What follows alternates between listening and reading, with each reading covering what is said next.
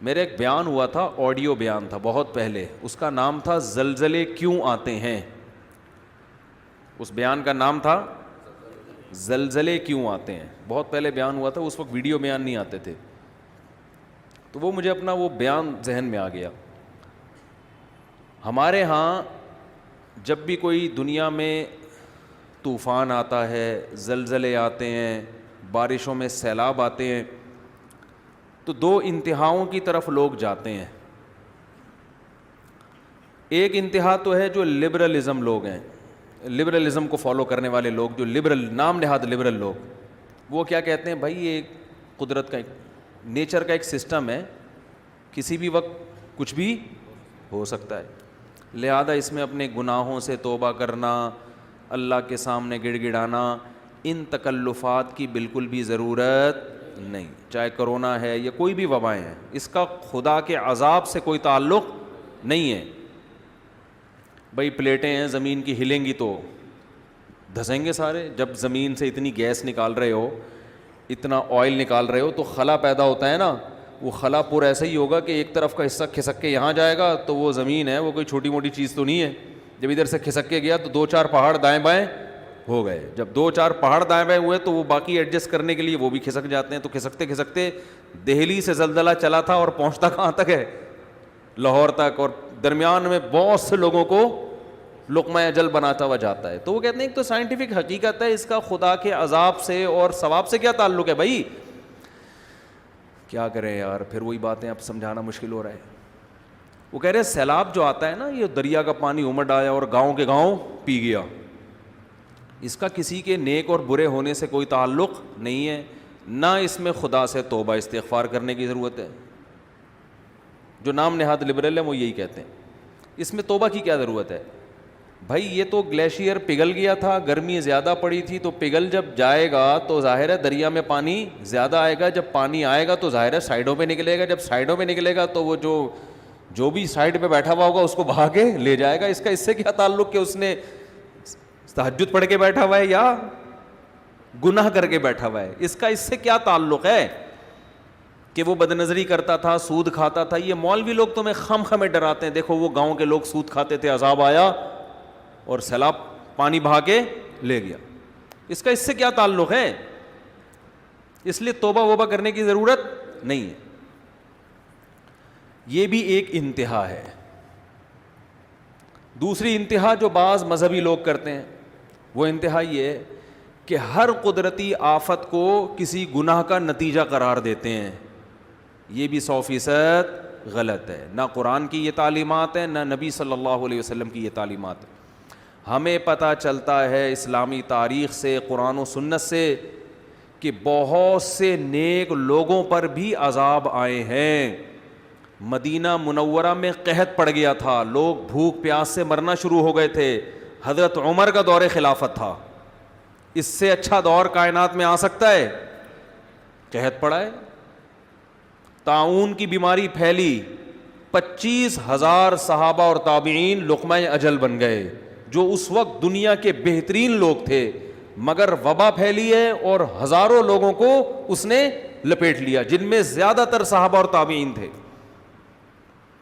نہیں آ رہی بات میرا خیال. تو یہ کہنا کہ وہاں زلزلہ جو آیا تھا تو اصل میں وہاں اس قسم کے لوگ رہتے تھے اس لیے آیا تھا, تو کوئی بھی جب قدرتی آفت آتی ہے اللہ کی طرف سے, اس کو لازمی کسی گناہ کا نتیجہ قرار دینا, یہ بھی قرآن و سنت کی تعلیم کے خلاف ہے. آفتیں نیک لوگوں پر بھی آتی ہیں اور برے لوگوں پر بھی آتی ہیں.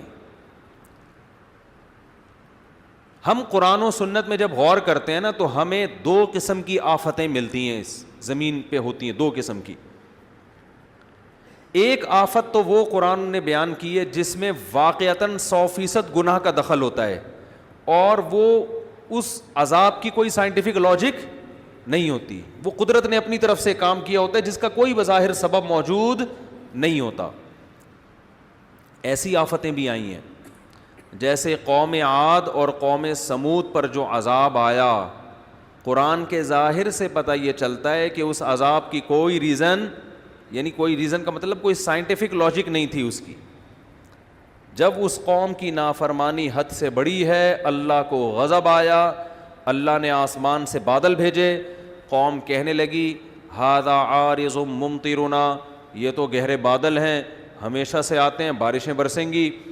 ان کے پیغمبر نے کہا بل ہوا مستعجلتم بہ, اس سے بارش نہیں برسے گی, اس دفعہ اس بادل سے کیا برسے گا, پتھر برسیں گے. اللہ ہم سب کو پناہ میں رکھے.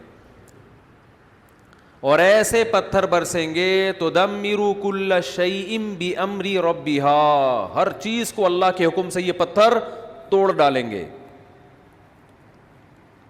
اور ایسی ہوائیں اللہ نے بھیجی کہ 7 دن 8 راتیں, سخرها علیہم 7 لیال و 8 ایام, 7 راتیں اور 8 دن ایسی ہوا چلے گی کہ جو تمہیں اٹھا کے پٹخ دے گی. اور اللہ فرماتے ہیں کہ انہم اعجاز نخل خاویہ, جیسے کھجوروں کے درخت الٹے پڑے ہوئے ہوتے ہیں نا, ایک ہفتہ طوفان میں جب تھما, 1 ہفتے کے بعد تو وہ لوگ ایسے پٹکے ہوئے پڑے ہوئے تھے, مرے ہوئے, جیسے کھجور کے تنے پڑے ہوئے ہوتے ہیں, لمبے قد کے لوگ تھے. نوح علیہ السلام کی قوم پر جو عذاب آیا, عذاب کے کوئی آثار نہیں تھے. ان کے جو محکمہ موسمیات اس دور کے تھے, وہ جو آثار دیکھ کے بتاتے تھے, ظاہر ہے تو ہر دور میں کچھ لوگ علامتیں دیکھ کے بتاتے ہیں نا, تو وہ کہہ رہے تھے کہ کوئی بارش کی رپورٹ, بولتے کیوں نہیں بھائی, نہیں ہے.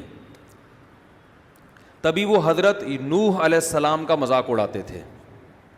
حضرت نوح علیہ السلام جب کشتی تیار کر رہے تھے اللہ کے حکم سے, تو قرآن کہتا ہے کلما مر علیہ ملأ من قومہ سخروا منہ, جب بھی لوگ گزرتے مذاق اڑاتے.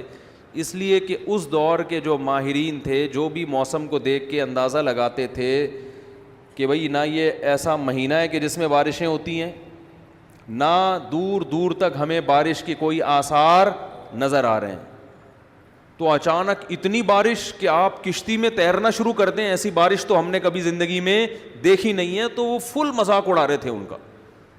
سخروا منہ, قرآن کہتا ہے ہمیشہ جب بھی گزرتے مذاق اڑاتے کہ معاذ اللہ ان بے وقوفوں کو دیکھو کہ نہ بارش کا سیزن ہے, نہ بارش کے دور دور کوئی آثار ہیں, اور اگر بالفرض بارش غیر متوقع ہو بھی گئی تو اتنی بارش تو ہم نے زندگی میں کبھی نہیں دیکھی کہ آپ اس میں باقاعدہ کشتیاں بنا کے پہلے سے بیٹھنے کا انتظام کرو, یہ تو حماقت ہے.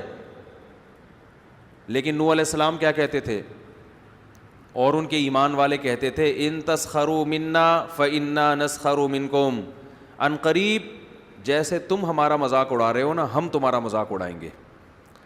کیوں مذاق اس بات کا کہ جو خدا اسباب کے ذریعے بارشیں پیدا کر سکتا ہے, وہ کسی قوم کو عذاب دینے کے لیے بغیر سبب کے بھی عذاب میں مبتلا کر سکتا ہے. جس کی یہ طاقت اور قدرت تم نے دیکھی ہے, جو سمندروں سے پانی اڑا کے آسمان پہ لے جا کے برسا سکتا ہے.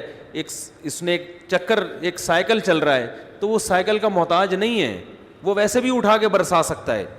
جس نے آدم اور حوا کو بغیر باپ اور ماں کے پیدا کر دیا, تو اب آپ یہ دیکھو کہ بغیر ماں باپ کے بچہ پیدا ہو ہی نہیں سکتا, تو آپ کہو کہ بھئی اب ناممکن ہے. تو اللہ کے لیے ناممکن تھوڑی ہے. اللہ نے تو آدم اور حوا کو بغیر باپ اور بغیر ماں کے پیدا کر کے دکھایا اللہ نے, تو اس اللہ کے لیے تھوڑی مشکل ہے. تو مذاق تو ہم تمہارا اڑائیں گے کہ تمہیں اس خدا کی باتوں پہ یقین نہیں آ رہا. تو یہ وہ عذاب تھا جو اس دور کے سائنسدان, کیا اس دور کے سائنسدان بھی اس کی لاجک تلاش نہیں کر سکتے. دنیا میں ایسے بہت دفعہ ہوا ہے.